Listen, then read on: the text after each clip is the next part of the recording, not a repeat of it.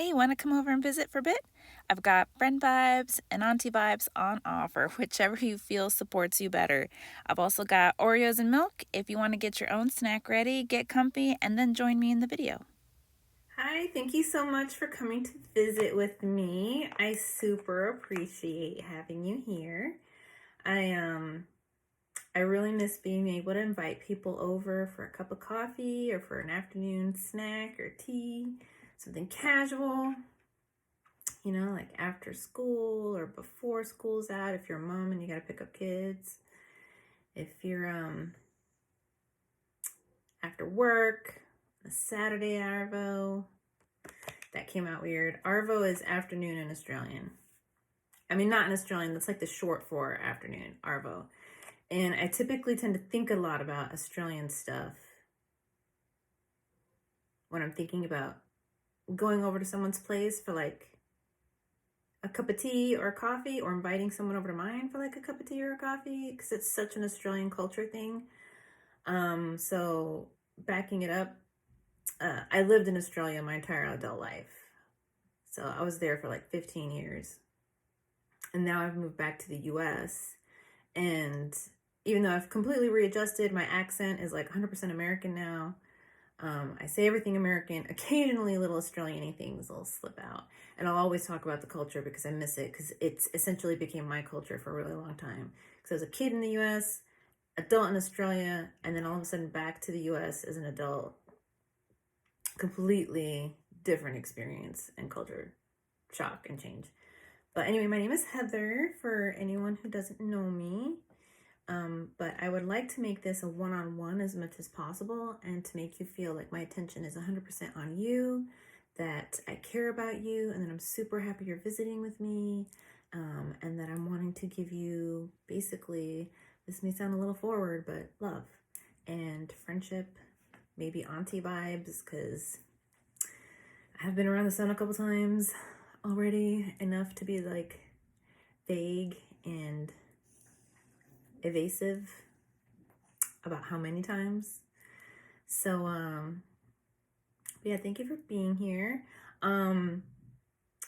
I do, speaking of Australian culture, I do really miss that whole vibe of I'm sure it exists here in the US, but for whatever reason, I guess like I didn't grow up here in this area, so I don't have those kind of like long-standing relationships. I don't know.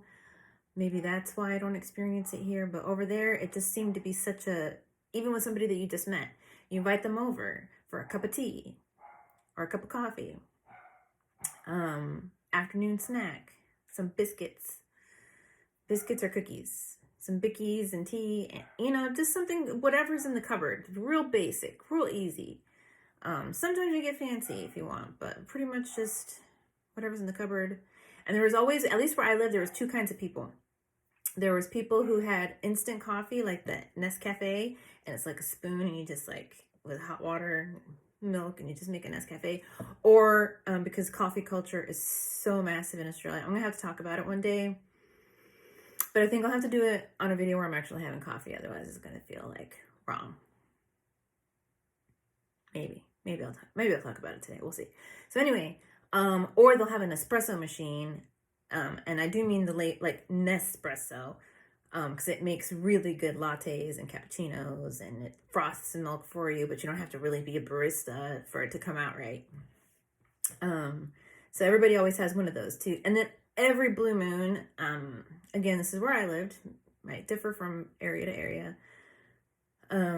Occasionally you'd have that buff that legit has the little espresso machine at home, and you do the little all that. But today, I wanted to have you over for some Oreos, which you did not used to have in Australia. I think you can get them there now, or at least where I lived. But basically, Oreos were not a thing. It was just the chocolate cream cookies, which are different. And I really like to eat organic food.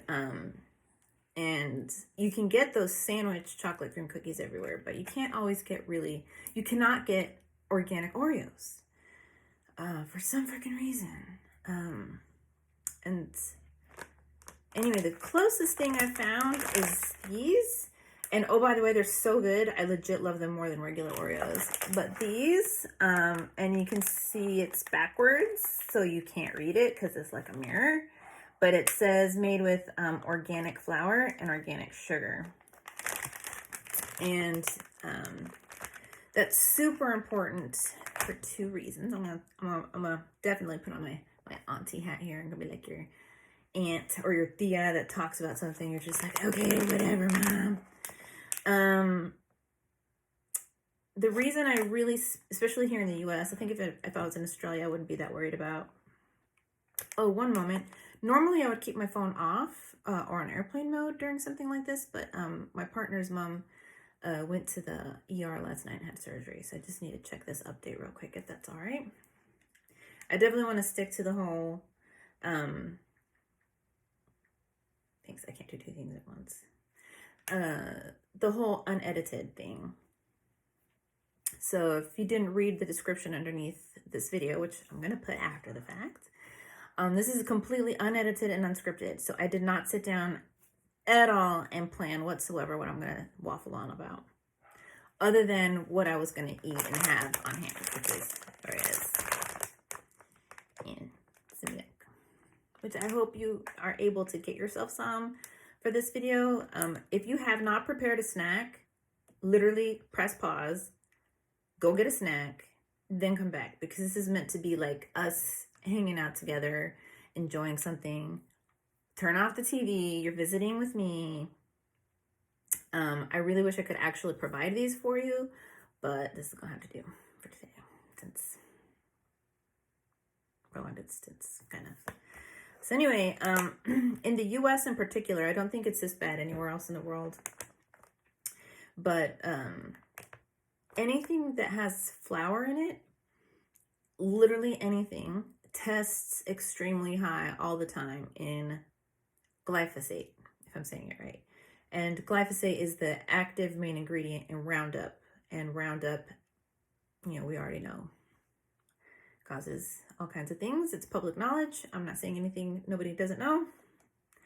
But what people aren't aware of is just how prolific it is in all wheat-based products. And that's, so anybody with irritable bowel, generally wanting to take care of their health, not wanting to have brain fog and all kinds of issues, or pesticides in their system, definitely I would recommend anything made with wheat, make it organic. Non-GMO is great, and I could talk about non-GMO and explain that, but in particular, organic flour is super important. Like, for example, there's a group called the Environmental Working Group, EWG. They test all kinds of products every single year, and yeah, everything with wheat is astounding. One of the two items consistently every single year that test the highest in glyphosate, aka Roundup, is the number one is Cheerios. Last time I checked, it was Cheerios 5 years running, and that just horrifies me because we feed that to babies. But the second is or usually up there right behind Cheerios is oatmeal. Again, something that's supposed to be safe and super healthy. So definitely encourage organic. So anyway, that's why I love these. Super good. I can only get them at Sprouts here. I can't get them at the regular grocery store. I don't know why. So worth ordering online if you can't find them locally. The other thing is the fact that it's sweetened with sugar, even better, organic sugar, because typically everything in the US is sweetened with high fructose corn syrup, which causes fatty liver, all kinds of liver problems, and metabolic problems, like really accelerate issues relating to diabetes and things like that, and high blood sugar.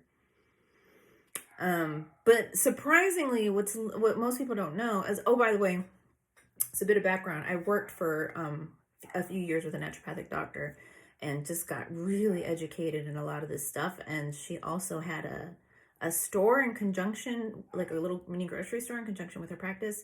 And So I would sit there at the register when it was quiet, and I would just read PubMed article after PubMed article, and just like, I'm a little bit like that. I can go into like this mode of where I just devour information.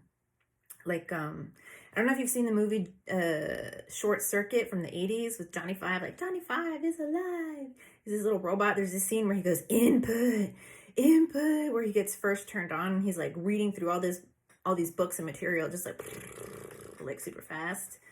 That's what I do. And my problem is I remember the point, and I remember the function, and I remember like the essence of what it is, but I don't usually remember like the numbers, the figures, the companies, the dates, those sort of details. So that is why I'm not a teacher or a coach. But I would make a pretty damn good auntie that's collected all kinds of stuff and interesting knowledge and information. So pick my brain anytime. I'll probably have something interesting hidden away in the files. But anyway, high fructose corn syrup, horrific for you. Glyphosate, horrific for you. Anything with bread, you will change your whole life. Your body will thank you. If anything with wheat, you switch to organic. If you're in America. If you're overseas, particularly in Europe, and I think when I was in Australia, the last I checked, Australia was still pretty good about it too. Wheat's fine. The other thing that makes wheat better overseas, like in Europe and in Australia and other countries, I say Europe, but literally, I would probably venture to say every single other country except America. Maybe not Mexico so much. And by the way, I am half Mexican. Ever since what was it called? The NAFTA? Something Bill Clinton did back in the early 90s where we had more open exchange with Mexico. So there were some cool things about that. But the downside is a lot of the shady practices in America have been sent over there. Not prolific like here, but yeah. So anyway, yeah. Oh, I was going to say bread and wheat anywhere else. The other reason that wheat is like people will like, let me backtrack. So back at the store, I talked to all kinds of customers because they were all going through, health programs with this naturopathic doctor, purchasing things, talking about their experiences. And so a whole bunch of people would talk about how much better they're doing on organic bread. And I can talk about gluten-free too at some point. I don't even have a way to ask if you're interested. I'm just going to fucking go for it if I feel like it. How they're, were being completely gluten-free so they could heal up their gut because they were having major gut issues and like nutrition absorption issues. So for example, if you do fuck up your gut and you have massive gut issues and you can usually tell by your bowel movements and by how upset your stomach gets with different things if you're having bowel issues. Or constipation issues, things like that. If you have any of those, it is guaranteed that to some degree you are not taking up your nutrients. And so then you're slowly becoming malnourished, even though you're getting plenty of food. So anyway, so they're working on their gut issues. So, I remember talking to some people who were like going gluten-free because they were just trying to give their stomach a chance to heal so they could figure out if they were gluten intolerant or just fucking American wheat product intolerant. And that they could go to Europe and have no problems, but they come back to the US and they're fucked up. And so I learned that the reason that is not just because of the difference in the way pesticides are used here. It's also because overseas wheat hasn't been as hybridized yet. So less hybridization in the wheat keeps the wheat simpler to digest. And simpler to process. So that's why you can go have delicious French bread in France and have no problems. But come to America and have the same, baguette. Aside from the fact that it's not going to be baked, it's nice in a legit bakery. It's made with American wheat, which is trash, unfortunately. But a lot of places, a lot of people are demanding better products. And so more and more farms are providing good wheat. And less hybridized wheat. Hybridized wheat is much more complex, has way more chromosomes. I remember I learned the numbers of the different kinds of wheat at one point. I'll leave that for another combo because this isn't meant to be a science lecture. But anyway, so yeah, so you can go to other countries and have breads and cookies no problem because the wheat hasn't been as toyed with. It's non-GMO, so that's the other issue in the US. This is GMO wheat, and that really tears up your gut. So that's why, everyone recommends to buy foods that are non-GMO. But I just have to say with wheat, there's the added caveat that non-GMO isn't good enough. It has to be organic. Because of the glyphosate. The good news is if you have been eating regular wheat, regularly, switch to organic, and in about a week, you should have been able to clear all the floating active pesticides from your daily eating habits, from your system, and it makes that much of a difference that fast. In urine tests, like within a week of eating 90% organic, your urine will test almost completely clear of pesticides. Much, much lower. And then you can move on to the other process of detoxing what's kind of been more absorbed. Your body now has a chance to catch up. So, yeah. You can tell I'm kind of passionate about it. Let's open up these cookies. Because about 3 years ago, I got really, really sick. That's a whole story in and of itself. And,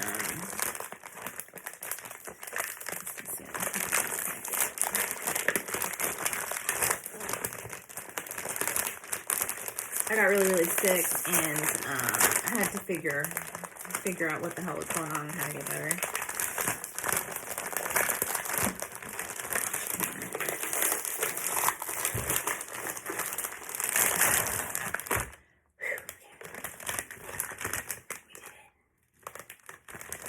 I'm notoriously bad about opening packages. I can do jars, usually, but just packages, forget about it. All right, let me check this message real quick. Okay, nope, all good. She's all good, by the way. But still at the hospital, so I want to make sure she gets love and visits. This is my partner's mom. But yeah. I'm a little nervous about eating Oreos on camera because they just get all up in my teeth and stuff. But the perk of eating it on camera is at least I can see my face. So if we were literally face to face, I'd have no clue if I had Oreos all up in here or not. Oh, so okay, here we go. Now we're going to talk about milk. I'm not vegan. Even though, I work really hard to try to eat as healthy as I can. But I do try to eat animal products that come from a more humane farm and standards. But anyway, milk is another thing that in the U.S. is a huge, a big one. It's probably not the biggest, but it's a big one. Dairy farms here are industrialized, so they're very cruel. They're also very dirty. So you have a dirty product, which is why it has to be so pasteurized. That's why, in America, everybody's obsessed with ultra pasteurized milk and grade A pasteurized and all this pasteurization. It's kind of unnecessary under normal circumstances. But, here, farming's been industrialized, and so it's cruel to the animals, and cruel to workers working in those conditions as well, usually getting shit pay, and then the animals are getting shit treatment, and then everything's filthy. In the US, a dairy farm will smell really, really, really bad from far, far away, and that should just send warning signs, But a farm that's being done properly is going to consider the needs of the animal and provide a much more natural life. And just by doing that, it's going to be better for agriculturally, for the animal and for the environment, with the way the soil is going to be replenished, by the way, you have cows just having a natural process. They get moved around to different fields. So you want to, when you're drinking milk or having any animal product, you want to make sure it's free range. Or if it's a beef product, that it's 100% that it's a grass fed, because cows are meant to be eating grass, not grain. Grain can be used a teeny bit for supplementation, but not too much. Oh my gosh, I'm talking about stuff that's probably not going to capture anyone and make anyone stick around, stick around to the end of the video. But for those for whoever this is for, may this information empower you. And if you're not in the U.S., may make you go, whew, whew. And maybe inquire into the local practices where you live. But anyway, so you want to have 100% grass fed. Grass fed means the cow's getting all its nutrients that transfers to the milk. Number two, that means the cow's having a normal, natural life, which matters a lot to me because I care about animals. And I think, esoterically, that probably transfers in some way to the product as well. Just emotionally speaking, it might be small, but it matters to me. But for anyone who just wants to know about the science, that means the nutrition in the milk is going to be there. If they're fed on grain, there's no nutrition coming across in the milk because they're not getting any. Also, grains are, unless it's organic, but most organic ones are grass-fed. Not necessarily, but it's also going to be pesticides galore, and now you're having it in milk. So you have toxins in the milk from a sick and dirty cow, and pesticides, blah, blah, blah. So I just don't want to drink that milk, but more, probably the number one reason I don't want to is just because I feel like it's cruel. And as much as possible, I want to be having a healthy circle of life type situation going on. The other thing, so the number one thing with milk is you want to have grass-fed, organic, preferably, because it kind of puts more measures in place to make sure that the farm is actually a clean, good farm and people aren't just cutting corners or trying to make a buck. The next layer of goodness to milk, if you're trying to think of nourishment, is getting milk that's low temperature pasteurized and non-homogenized. So homogenization means it just goes through this process to churn and combine the fat and the milk so that it stays consistent when you pour it. So non-homogenized milk is sometimes called cream on top milk, and you have to shake it. That's natural. That's normal. Oh, pardon me. Okay. I panicked and pressed pause because it was a call, but he was like, I'm sorry, I didn't mean to call you. He knows I'm filming. So now I have my phone. Look, check this out. It's the flip phone. The new flip phone. I call it flip phone. I'm just waiting to find out if he's going to come home first or go to the hospital. But hopefully he'll let me know here in a second. So it's still an unedited video for the most part. I just pressed stop for a minute. But yeah, I was talking about milk. So the best kind of milk is non-homogenized and low temperature pasteurized, and the low temperature or VAT pasteurization just means it doesn't destroy the proteins and the enzymes in the milk. So you're still having all the natural things in milk that are good for you, which there are enzymes, there are proteins, and then there's more in milk, but I haven't really gotten into that. But it is completely changed when it's ultra pasteurized. So I try to just have, cream on top, 100% grass-fed milk. Some states let you have raw milk, which I would be drinking raw milk, honestly.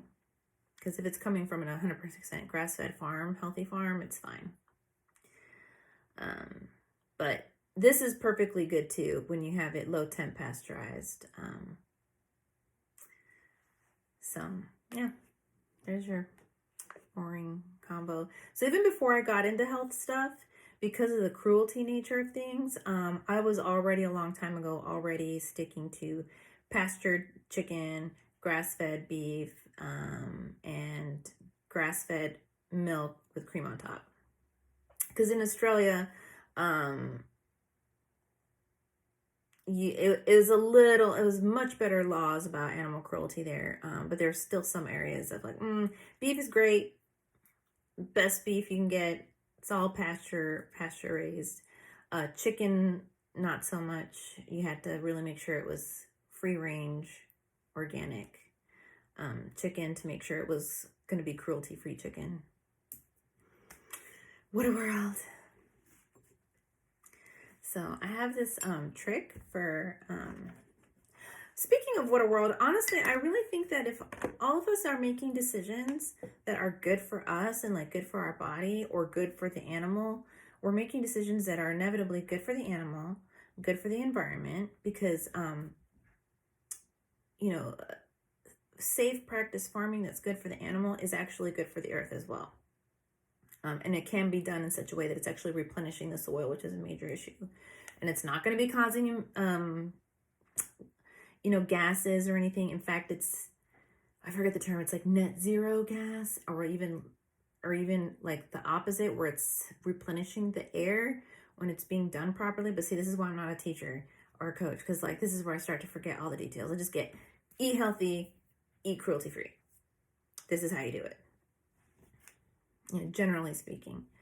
But anyway, I was gonna say it just makes the world a better place. We're making ourselves better, animals better, the earth better, and less cruelty in the world is going to collectively make the world better.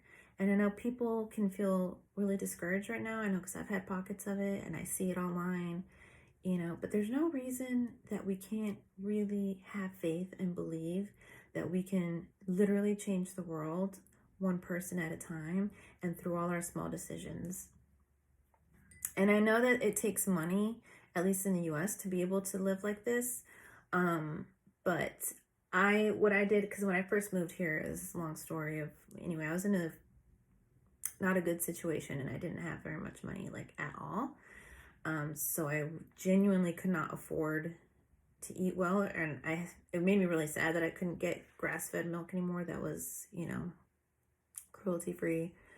I just basically, just put it out in the universe that I was sorry about, the pain and suffering that these animals went through, and that the moment I was able to afford to like change at least one thing for the better, I would. And little by little, it happened.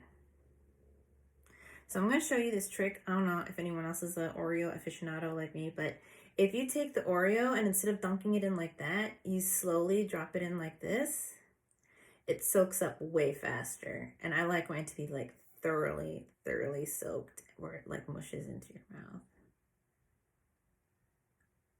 I don't know if you can see it, but it's gonna like soak in real quick. Or maybe I did it wrong, but anyway. Yeah, it's basically soaked now. Okay, legit, put this in the comments. Okay, there it goes. How do you eat your Oreos? I genuinely want to know this. And if you don't eat Oreos, then let me know what's your favorite cookie. Unless you don't like sweets, then what's your favorite snack? I wish I had that problem. Okay, oh my God, here goes. I'm just gonna have to put a hashtag mukbang. Oh my God. I was way too close to the camera. Oh my God, but it's so good.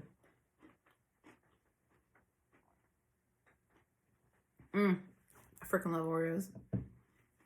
Okay, next time I have a cookie, I'm leaning the fuck away from the camera.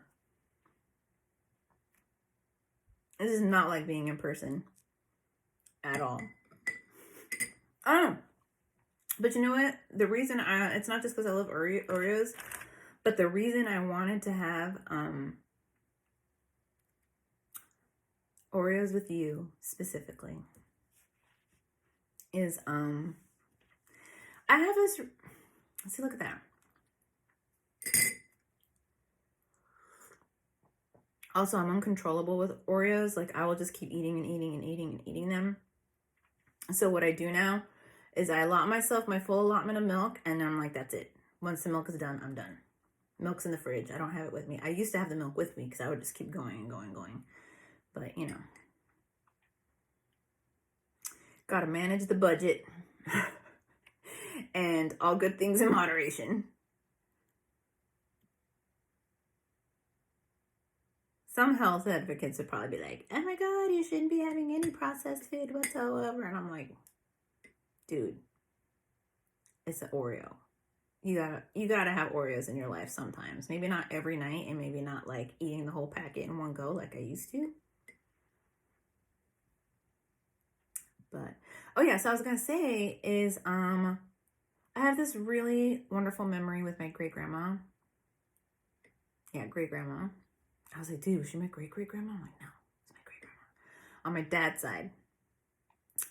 So she lived in Ohio, and we lived everywhere but my dad was in the military, so we literally were all over the place.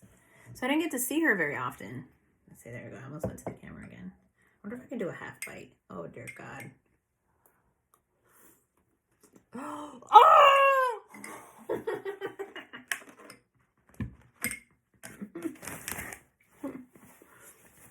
Oh my God.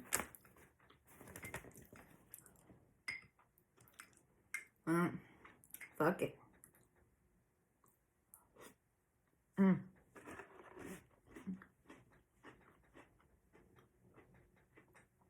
Oreos are so good.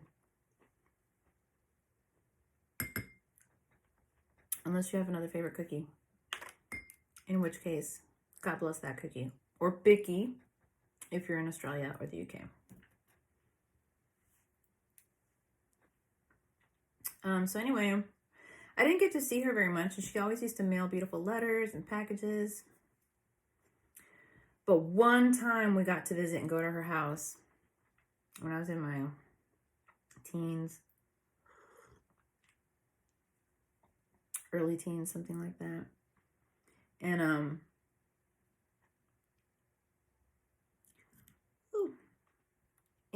I just remember we were sitting in her kitchen, and we just were having Oreos and milk and just having the greatest little conversation. I don't remember what we talked about. I wish to God I had like my notebook and my interrogation hat and be like, okay, tell me everything about your life.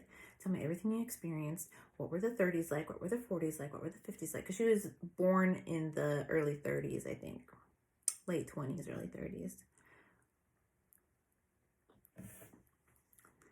My great grandfather used to be a milkman, like where they drive around in the truck and drop the glass jars of milk off at the doorstep, which is how it should be, again, in my personal opinion, because that ensures we're supporting local farmers, like local farms where things are being done ethically and all that. Sorry, got my auntie vibes happening again. Here's another cookie. Oh God.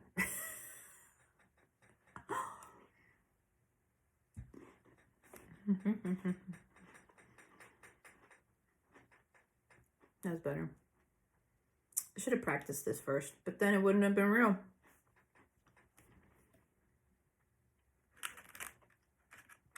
Anyway, beautiful memory of eating Oreos with my great grandma. One of my few memories with her. I think I have like 2 memories. 3. My third memory with her was in my early 20s. My great grandfather had already passed away. She was living in a home, and I went to go visit her, and she remembered our Oreos chat, and she talked about it and how much she loved and appreciated our Oreos chat. And she had written me a letter about it afterwards too, like back when it first happened. The next time she wrote the family letter, she wrote me one about the Oreos chit chat.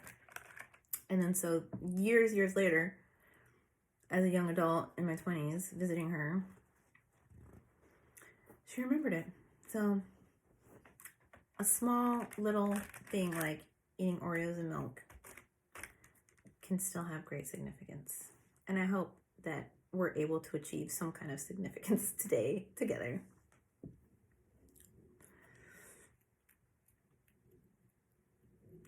I'm probably not going to eat as many today as I normally would if I was sitting down doing this while I was watching TV.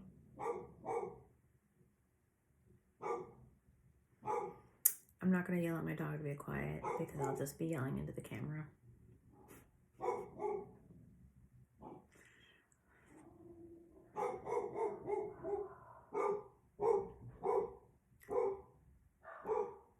That might be my partner coming home. He actually never answered my question if he was going to go to the hospital first or come home first. So my unedited film is going to have yet another pause edit button. Maybe. This is not a live, so I guess it's hard to press pause.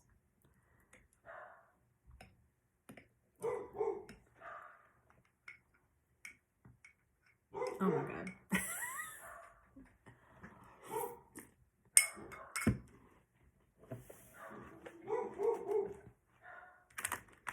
One thing I noticed just then is they put the cookie on backwards on that one.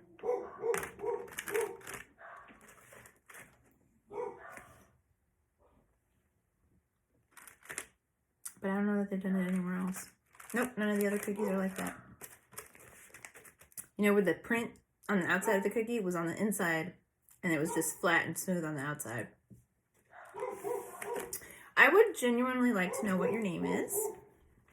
If I was inviting you over to my house, I would already know your name, but we're just playing pretends here, and this is a little bit different. What is your name? Where are you from? And that can mean multiple things for multiple people. So share whatever it is that feels most true to your heart and true to you when you post it. I would love to know. In addition to what kind of cookie you're having. And if you would like to join me for coffee sometime. So I can I'm really tempted to keep talking about health. I'm gonna fucking go for it. But I'm gonna try to make it interesting, okay? And I love talking about this stuff. And in real life, this is the sort of thing where the conversation doesn't always keep going. So this is my chance. So for all I know, this video is just an exercise for me to reconnect with my voice and with myself. Honestly, I think that is part of it. I was feeling led like that I should do these videos. And I had some inspiration for it. I actually have memories of my own, kind of like with my grandma, my great grandma that I just mentioned. But also memories of my own where there's just different pockets of time that I needed support. And because of the things going on in my life at the time, I just didn't feel like I talked to anybody. I could talk to anybody. Or the people I wanted to talk to were not available, like my family. And my sisters. So, that's just a tough feeling. And there's phases in life where, like when I first moved here, where it just takes a while to get to know people. Or you move, or you stop going to church, or, things like that. And you have to make a whole new circle of friends. So there's sometimes a pocket of time where you don't have any friends or anyone available to you in person, and they're all far away. And so I wanted to provide a moment of friendship if I could. And there was also, I remember one Mother's Day, I was super emo. I was like crying my eyes out because I really missed my mom. This is when I was living in Australia. And she was at the time in the UK. And I remember there's this one lady who didn't have any kids, but she was kind of like the resident alterna mom or auntie. And you would go to her place and have whatever treats she made and coffee and tea and whatnot and just hang out and visit her. And she was so welcoming. And because she had health issues of her own, she was staying at home all the time. So she was literally always available. In Australia, thankfully, they have a pretty good support system. And so she was able to receive health care and still be medically retired at home. So she was getting her pension, even though she was medically retired at a youngish age. Oh God, here's another.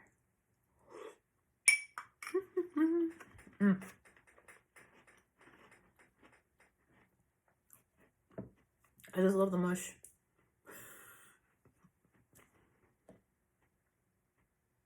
Why are Oreo cookies so good? It's like not even chocolate. Sorry, I keep checking because if my partner is home, that's where I would see him come through. Is there's a glass door over there. This is his little alcove, by the way. All across the whole room, he's got skateboards on the wall. He's got his little guitar right there. He doesn't know how to play guitar yet, but he's learning.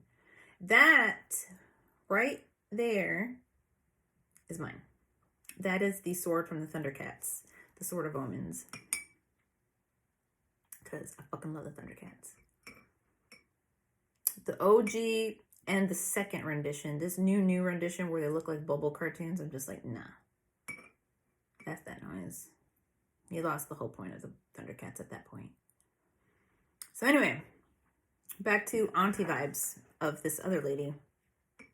So even though she was unable to be a mom, and that was her dream, she actually did want to be a mom, she kind of became a pseudo-mom to everyone else. You know, and that just was such a great help. And, you know, you never know who could use... I don't know if I have mom vibes, maybe I do. But I'm pretty sure I can have good auntie vibes, which is second best option to a mom. If you're needing something like that, or if you're just needing a friend. I like to think I'm pretty ageless. It's one of my affirmations. One of my affirmations is I transcend age and time. So, pretty much Wonder Woman. Another obsession of mine. You can probably start to guess what era I'm from with the cues I'm giving. So I've added the clue of Wonder Woman and the clue of Thundercats, and I will never, at least at this stage, I will not confirm or deny any guesses. So.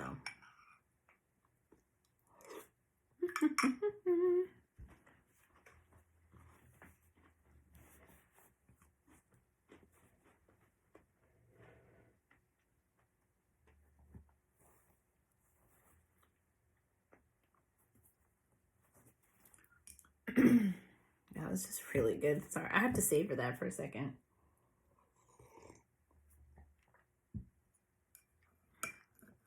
So yeah, that's really why I was feeling led to do these videos, because I feel like, you know, I've had pockets of time in my life and people were there for me, or they weren't, and I had to figure it out. So I understand what it's like. So I sort of feel like maybe I can put some good love and vibes out there in the world and be that as best as I can from where I am and wherever you are. But yeah, you know, sometimes it's tough to make friends. Sometimes, you know, people. So anyway, one of my other inspirations is a friend of mine who's also kind of in that situation at the moment where it just seems like everybody at work is really not the kind of people that you want to trust and be good friends with. And then with the pandemic and everything, it's just been hard to meet new people. And, you know,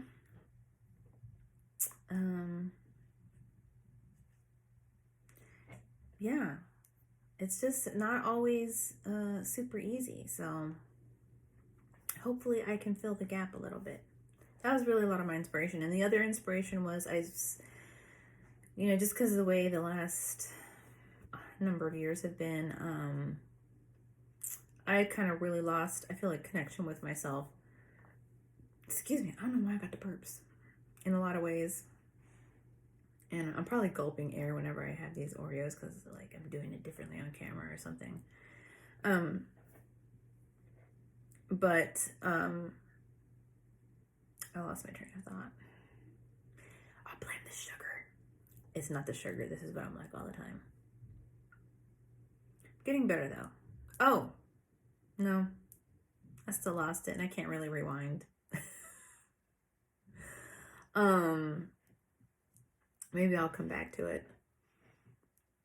But yeah, anyway, so that's right. I felt led to reconnect with myself. And part of that is finding my voice again. Finding that through an actual exercise which is this video. I actually did a video previously, and it's so funny because I felt ready to do it. I did it. I did a great job. And then I couldn't load it anywhere. Like I kept running up against all these problems. And then I finally felt like, you know what? I think that video was meant to be a practice run because I learned a lot of things, not technical things. Like I did learn technical things on how to load a video, where to put it, where not to put it, but just within myself, getting to the point where you film a video took a lot of aligning and adjusting. And then through the exercise of making that first video and posting it and trying to have like the right intentions and things like that, I just like, there was more things in my life that kind of still needed more and more alignment. Because if you think about it, if you're in a crash and you're horribly mangled, it's going to take a hot minute for everything to go back into place, for you to learn how to like really move and use your muscles and walk again and rebuild a routine, rebuild life. And that's kind of what it's been like for me. The last 3 years have been about rebuilding health. Well, yeah, three years rebuilding health. And but this year has been like more spiritual, like having sort of like, it's referred to as a dark night of the soul, where you finally just like really go into the depths of like, it's like an inner spiritual, mental, emotional death to your whole life and to your whole self, and go through this whole retransformation process. So on top of everything over the last 8 years, 10 years or more, way more, my whole life, not really, because I was sort of, you know, myself, and then just some stuff definitely took that away. And so yeah, just coming back to myself, learning how to do my hair again, learning how to dress like myself again, but now, you know, because we're not always staying the same. Here, learning to connect with my voice again, like who I am and how I speak, and sharing and cracking jokes. So I don't crack, you know, because for a long time I wasn't cracking jokes. I was just really, really, really quiet, really, really, really reserved. Just never felt safe to say anything anymore. And I'm coming back to that, and just hang on, itchy ear. Just aligning with now I'm like, what does that mean? If it's this ear itching, is that meaning anything? Anyway, yeah, just learning to align myself. Oh my god, so like I went and treated myself to getting my nails done for the first time, third time in my whole life. First time was airbrush nails, and I got rainbows done. Second time was I got holographic nails done a few years ago. Those were my favorite and fucking awesome. And then I got these done. And dude, it was an experience going to the salon, not knowing what to ask her. What is what? Do you want dip? I'm like, do I want dip? How much is dip? I wanted the organic manicure. And pedicure. And then, dude, I spent probably double what I intended to spend, and learned a lot. And I learned, as much as I like almond shaped nails in pictures, I don't think I like them on me. So I'm learning about myself, learning what I like and I don't like, learning what it's like to go to the salon. What I really hope is that I can get my sense of humor back, and that I can tap back into that again. So at some point, I was extremely resistant to this, but at some point I think I'm going to start doing reels. So reels are like the TikTok of Instagram. So who knows, maybe I'll do TikTok as well. I don't know why I'm like resistant to TikTok. I guess I don't want to get sucked into the whole like where I spend hours and hours and hours on it. So that's more about me than TikTok. Yeah, I'm just trying to, you know, live life and find myself having a whole new set of dreams. What do I want now? Who do I want to be now? What do I want to experience now? You know, because what I thought I wanted back when did not happen. And, so I've had to go through this whole learning experience of how to come to terms to that, what to do with that, and where to go from here. So this whole dark night of the soul this year, or I've just kind of really been healing a lot of past experiences and wounds that go back to even when I was a little kid and a baby.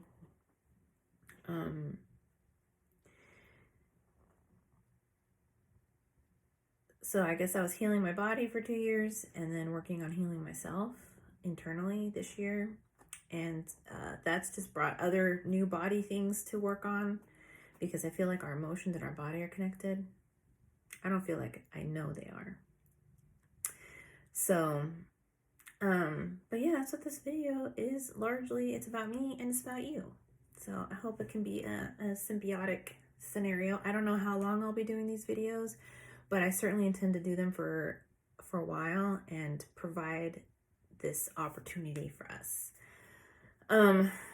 So I said it earlier, I was going to talk more about health stuff, and I'm going to talk about it now because the whole thing about us being spiritual and emotional made me think about it.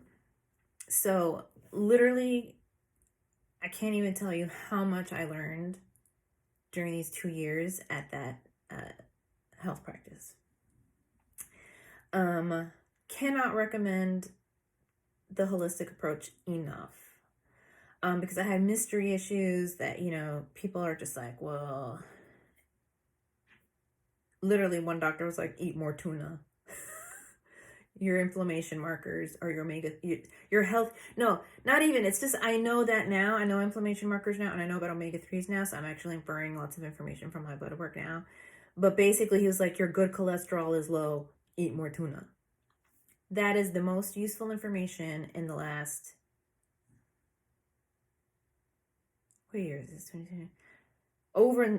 More than 10 years. In more than 10 years that I've ever received from a doctor.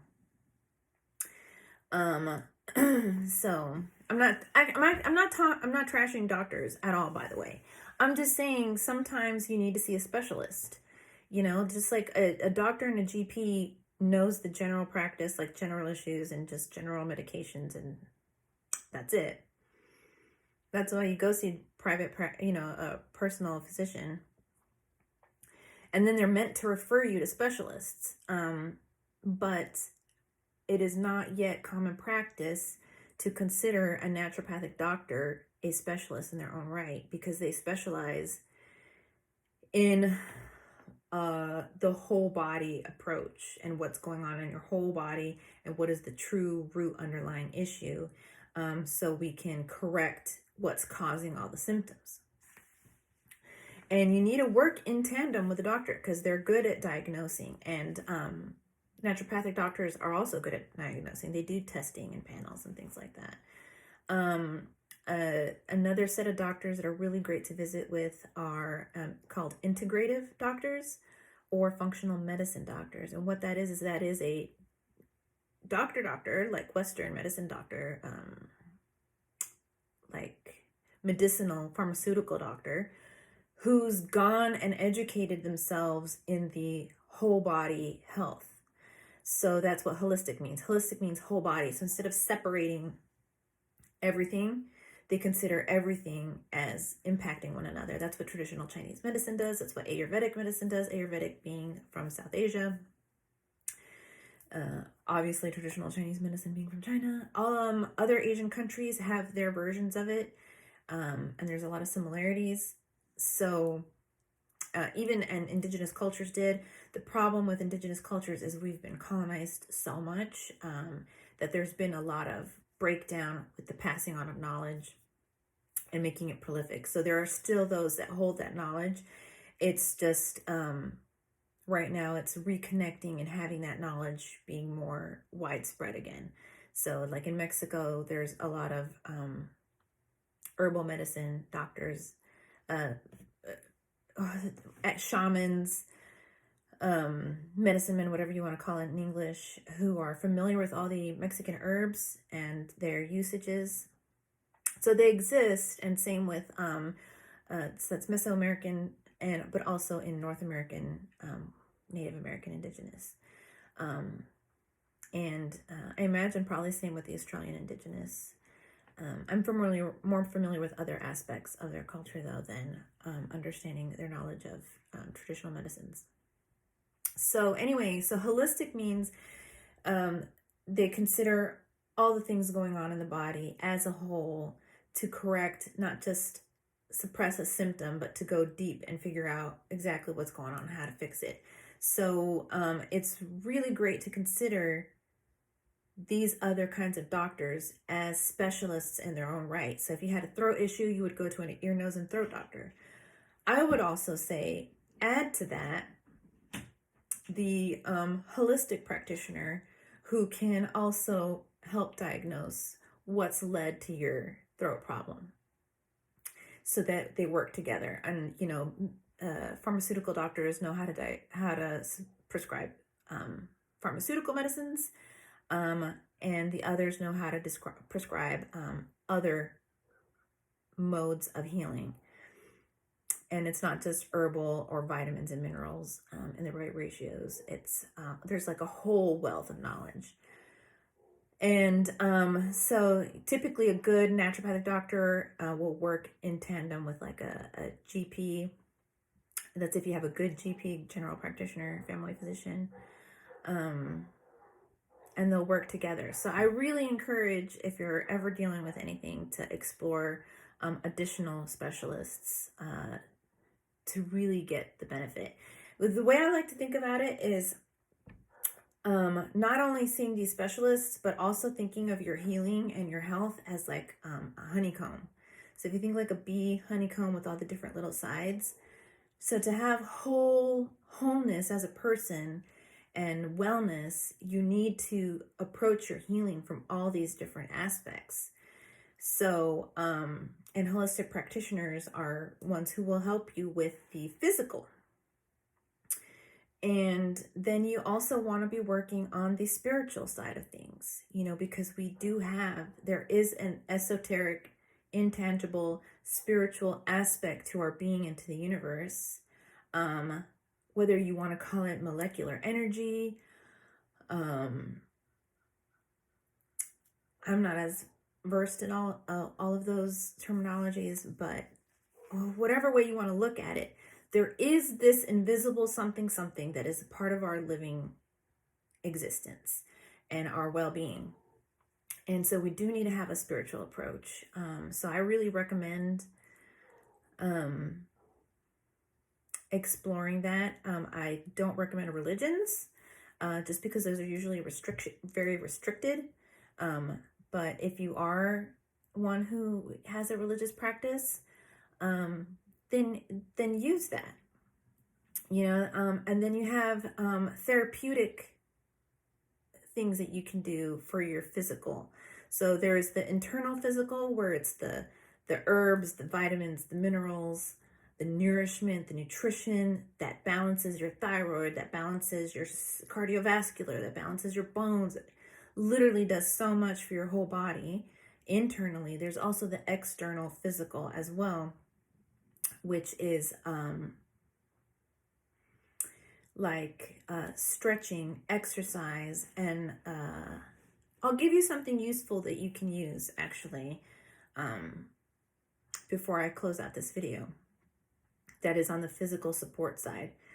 So there's things that externally help our bodies. Saunas.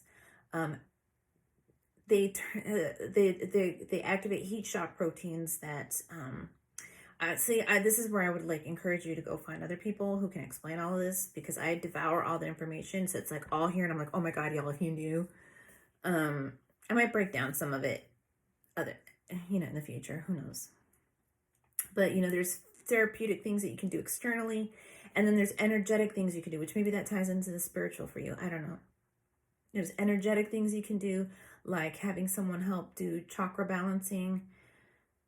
Vedic science from South Asia is incredible, and it has a really long history.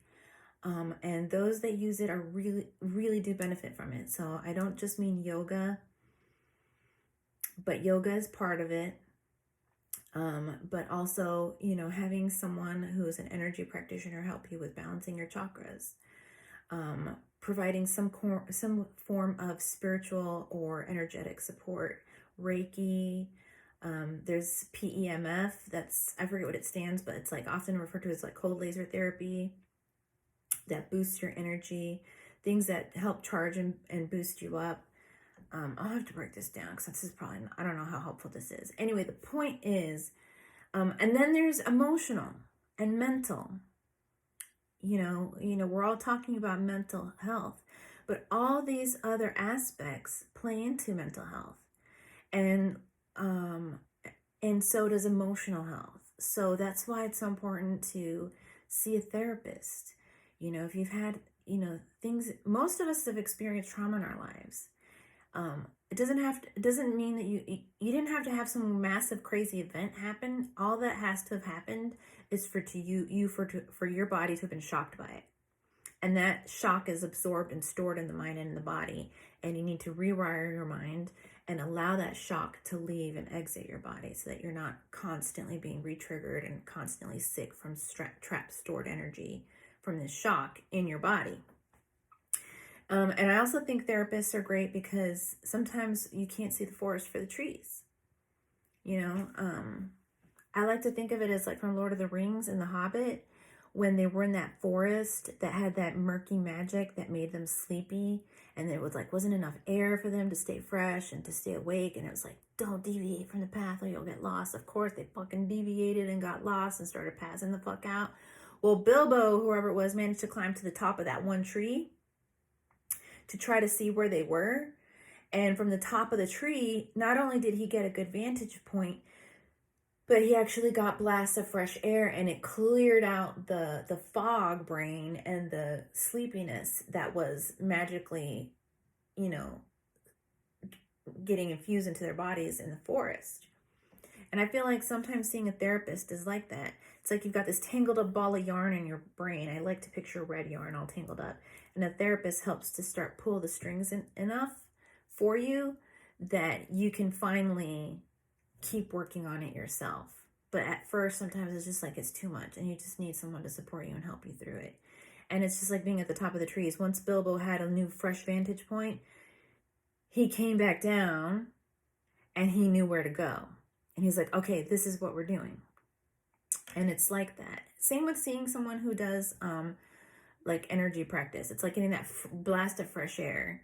Exercising, it's like getting that blast of fresh air. Getting nutrients and nutrition. So it's like nothing is separate. And even in the health practice, in Western medicine, they diagnose based on the bacteria or the bug or the whatever, but not the environment that this infection is taking place in or this disease is taking place in. It's just very separated and different. And so it's important to have those different views so that you can have overall better health and support for your body. I've really felt like I went into potentially boring territory there, but maybe this will help someone. It definitely helped me to discover all this stuff because I was at my wit's end. And I'm just so grateful. I literally sat on the edge of my bed one day and I was just like, what?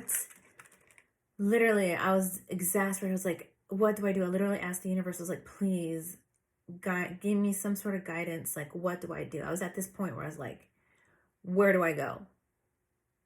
And I had heard about this place with a naturopathic doctor, and that came into my mind. And I was like, okay, you know what? I'm going to take that as a sign, and I'm going to go there. And sure enough, that was where I got the help I needed. It happened another time, too, with a traditional Chinese medicine practitioner. So, yeah. How are you? I'm curious. Have you ever heard of any of this? It was a bit of a waterfall of information, and I could literally, each category, you know how like a honeycomb has a bunch of other little honeycombs in it? I could easily start going into all the little honeycombs and explaining it further and further and further. I know I just said I wasn't a teacher, and that is kind of teaching, but I feel like it's not teaching. I feel like I'm just talking about it and just sharing what I have experienced and know. Oh man, dude, I just did the flat Oreo. Can you see it? Instead of the like dip Oreo, so this is gonna take a while.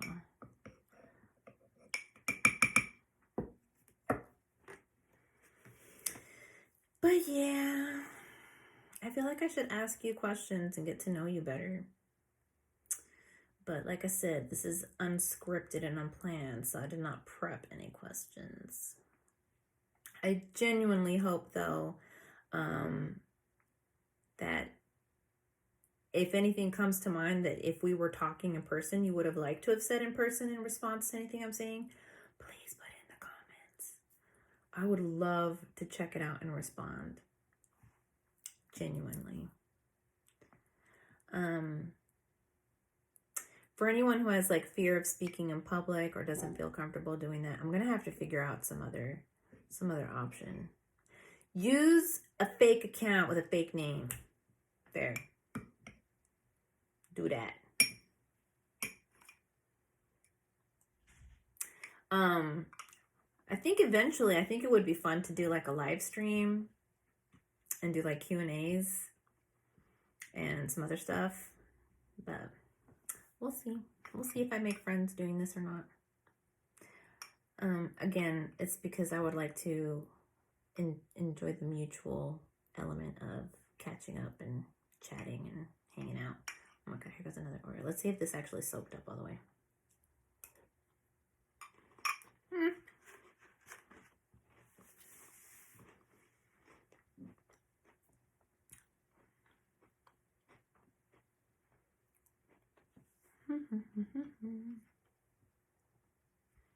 So anyway, another aspect of emotional healing is inner child healing, which I only just learned about this year.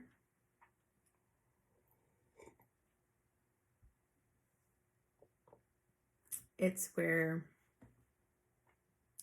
basically you go back to either memories as a child, and you today provide yourself lots of love and compassion for how you felt and what you experienced at that time.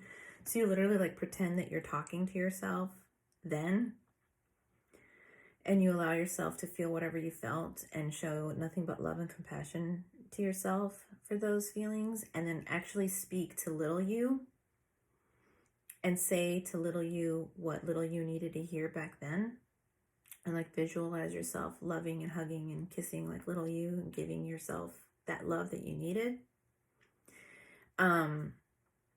Sounds like hooshy booshy woolly hooshy, but I'm telling you, it is not hoofy woofy. It is legit super deep and powerful. You will cry your eyeballs out when you start to hit real powerful moments that really needed your attention and healing. You will have emotions and you will process things and you will change for the better. So anyway, so something that I've been doing that's been helping me with like my inner child healing, because it turns out I had a very traumatic early childhood, even though I don't remember it. So this is another thing. Even though you don't remember some stuff, your body remembers and your emotions remember, and it stays there until you finally sit down and address it. So you could have a great life, or you could have a continuously carrying that damaged life. I am learning as of this year, it is really, really, really great to do that stuff that you've been avoiding and didn't think worked, to do it and then to discover how amazing it is, to the point that you're starting to find your voice again and making a YouTube video where you're eating really messy Oreos. And also, oh, by the way, not being triggered by things as much, or feeling as, and just feeling those things that you've carried your whole life. But anyway, the reason I brought that up was I wanted to talk about some people that I follow on Instagram that I freaking love, and I've been thinking about it like this little game. And I'm curious if anyone else would like to play this game, and share if you have any similar things. Let me explain. So what got me thinking about it was this first person I want to mention. Dang it, I'm like losing track from the inner child healing. I'm not. I'm going to come back to it. But pretend with me that you live in a neighborhood And like Mr. Rogers' neighborhood, pretend you live in his neighborhood and Mr. Rogers is there. Who else would you want to live in your pretend neighborhood and that you could visit with from time to time? Hopefully me. I would like to say that I'm moving into your neighborhood now, and you saw the moving truck and you saw me packing my things and unloading. So what you would see is you would see me, you would see my partner Matt, you would see my little healer mix dog Starbuck, you would see my pity boxer mix Diamond, you would see my black and brown tortoiseshell cat Edith, and you would see a brown and orange and white calico named Ray, as in Ray from Star Wars. So we have 2 sci-fi pets and then 2 regulars. But anyway, pretend I'm moving into your neighborhood. Who else would you have live there? I would have, his name is Terrell Davis. His Instagram handle is Minty Bong Water, and he's Minty Bong Water on TikTok, and he's Minty Bong Water on YouTube. Freaking love him, and I watch his reels, and they're so comforting, and they're just so inviting. They're similar kind of to what I'm doing now, but different. He's doing like a true point of view videos, but he has a certain energy to them that is just like so nice. And I thought to myself, dude, this guy's just like, a modern Mr. Rogers. And turns out one day he was doing his videos, and he said that he was actually, in making his videos, inspired by Mr. Rogers, but he's himself, he's young 20s kind of a guy. He loves plants, crystals. He's a young black man. And I don't know any other details of his life. But he has some really funny videos regarding his plants. But anyway, he always makes these teas, and it's just always really inviting. Takes you out to lunch. So he does like point of view videos where he's like, let's go to lunch, and he'll take you out for some lunch, and he'll just like super sweet and comforting. One time somebody wrote and was like, will you take me home from work? It's kind of dark and I don't want to walk home by myself. And so he's like, sure, friend. And he filmed himself picking up this person from work and driving them home. Be like, okay, you're home. Stay safe. I'm going to wait here till you're safely inside before I leave. It's just so sweet. Freaking love Minty Bong Water. Highly recommend. So anyway, I like to pretend now. He was my inspiration for this, because the fact that he said that he's like Mr. Rogers and stuff. So I'm like, okay, I would love to pretend that and he calls himself Uncle Minty as well. Freaking love it. So I like to pretend that Uncle Minty lives on my street, and then I can say hi to him sometimes and probably find out what crystals he's wearing on him today or not, or whatnot. And if I have problems with plants, which I always have, I'm a Taurus, but dear God, I do not know how to help plants stay alive. I would go to him and ask him for help with my plants. And so who else I have living on my street? And now we're coming back to inner child healing. I like to pretend that Korean dad lives on my street. So his name is Nick Cho. As his name implies, he's Korean, like American Korean. I don't know like to what extent, but he calls himself Korean dad, Nick Cho. He's Nick Cho on Instagram, TikTok, and YouTube. But he refers to himself as Korean dad. So he also does these first person videos of him just being a dad to you. Like you're the point of view person. So he'll take you shopping for some shoes and he'll be like, what shoes do you want? Do you want the Yeezys or do you want these? Let's get both. Or he'll take you out for a Korean hot pot. Or he'll take you out for just... But I started watching these and started visualizing my younger self and pretending that I was there with him, like young kid me, with him experiencing these healthy, good fatherly experiences. My dad was wonderful, by the way. I do love him. He just was young and he was in the military and he had a lot of trauma himself. So there's just, and I also, actually, he's technically not my biological father. So I already came into the situation with extreme trauma from like the moment I was born. So there was complications. He was wonderful though. But anyway, so just what he didn't know to do, I received it through space and time by watching these videos with Korean dad, and I'll still watch them. And anytime there's other videos of like sweet father moments with kids and stuff, I'll often share them on my Instagram. Is actually, I might change it, so I'll put it in the notes in case I've changed it. I'm still debating. So anyway, yeah, inner child healing and trying to really absorb what those feelings would be like. And dude, it is so healing. And it's like quantum time physics, where even though it was in your imagination as a young child absorbing these things, it's like your spirit and your body knows, and it kind of through time travel is now evident in your body now. Like, you know, when you time travel and you change something in the past, now back into your present, everything's changed in your present because you changed that one thing in the past. It's like that, but like seriously, that's how powerful healing is. So that's why I want to encourage it. But anyway, so Nick Cho, aka Korean dad, 100% lives on my street. Love to pretend like I would say hi and wave to him, and you know he would be so friendly. You know he would wave hi back to you and ask you how you're doing. So cool. And who else did I have on my street? I know I have other people. I'm kind of blanking at the moment. Those are my two favorites. I'll also pretend there's this couple I follow. They're more spiritual practitioners. Ili and Sachi. I'll have to post their handles in the notes as well, because I can't remember what Ili's is exactly off the top of my head. And Sachi's is Sachi the Scorpio. Anyway, so I like to pretend that they live on my street, because I've actually received a lot of guidance and help from them as well.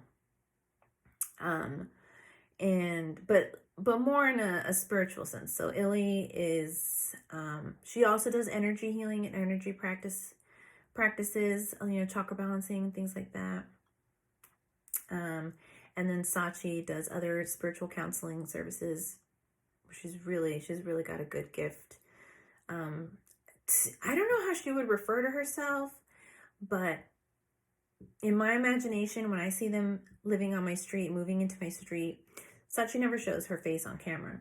So I see her almost as like this magical sorceress, which I don't even know like if she would like that. So I'd have to check.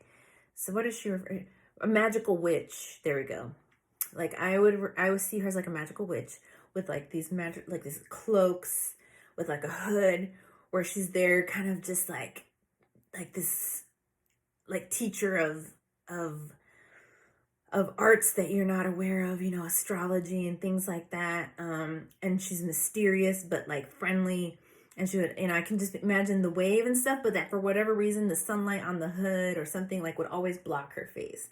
So that would be like that funny little thing that would always seem like on Home Improvement, you know, talking to her from over the fence, like you would just see this, or no, this, because she actually does she show her eyes? No, she doesn't show her eyes. It would be like this, just talking to Sachi from like over the fence. There'd always be a tree or plant in the way where you like don't ever see her face.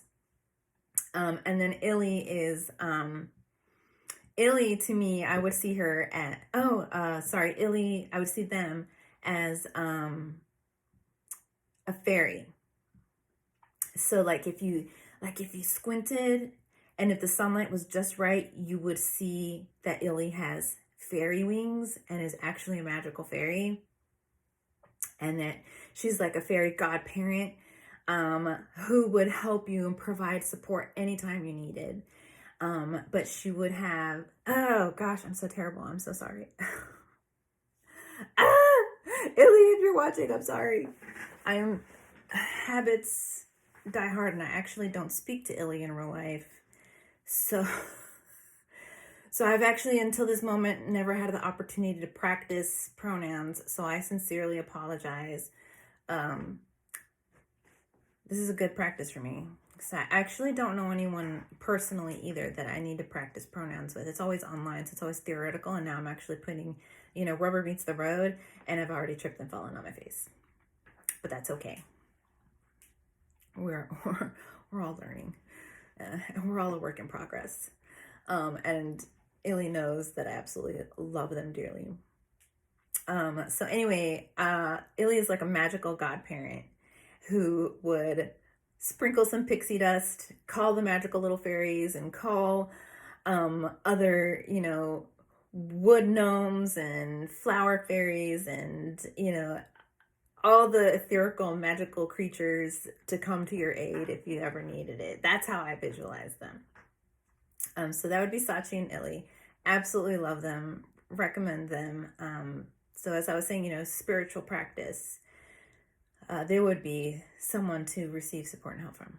So on the spiritual vein as well, I like to pretend I have somewhere probably more like around the block, maybe not on my street, but maybe just around the block and around the corner, would be Julian Skywalker.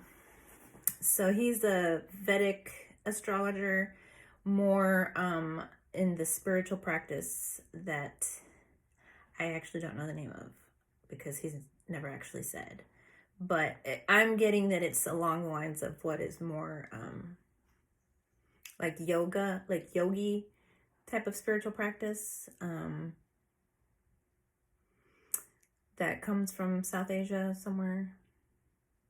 He literally doesn't explain anywhere, but he answers questions all the time in his stories. And it's just really cool to have someone that you can just ask. He's always saying, ask me something impossible. Ask me something really difficult. Ask me something that can't be answered. So he really takes on tough, random questions and he'll answer them in his stories. And it's just a great way to learn how to, grow in your knowledge and in some spiritual practice. And I think it's always good to have people from different veins and schools of thought. So it's not always just one thing. So again, you're not being restricted. You're getting, a little mosaic of perspectives. But what I also like about him is because growing up in my life, I haven't had a lot of healthy, strong masculines, divine masculines. In his case, he does refer to himself as like as he, him, but he is just a strong, healthy, masculine presence. And he's young in the sense that, he's not like Korean dad. He's like a younger guy and he's just sharing these things. And he speaks in a very loving way. And it's just really nice to hear that. Kind of like with Uncle Munti, just to hear someone speak in a really loving, caring way, especially from a masculine person, is just so healing for me.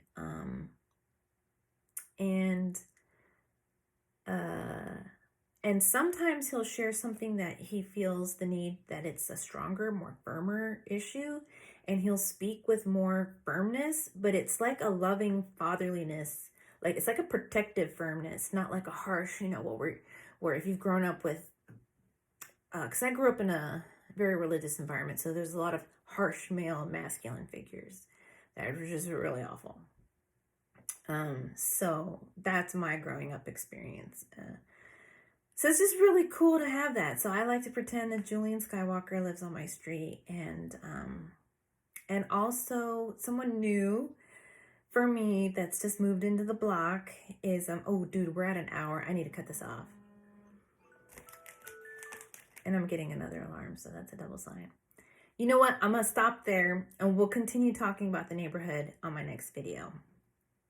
But I would love to know who your pretend people would be on your neighborhood and what benefits you've gotten from them. And let me know if you'd like me to live in your neighborhood. I think that'd be cool. I'm going to pretend you live in mine, or that you'll at least live close enough that you can come over to my house and visit with me like we are now. Well, I didn't finish my milk, so this is only because I'm doing a video and I'm talking so much. Otherwise, I would have devoured way more Oreos. But anyway, thanks so much for being here. Thanks for coming by. Sorry to keep you for so long. I'll let you go now so you can go do your things. And I really sincerely hope that we can catch up again really soon. Maybe next time I'll have an actual cup of coffee. All right.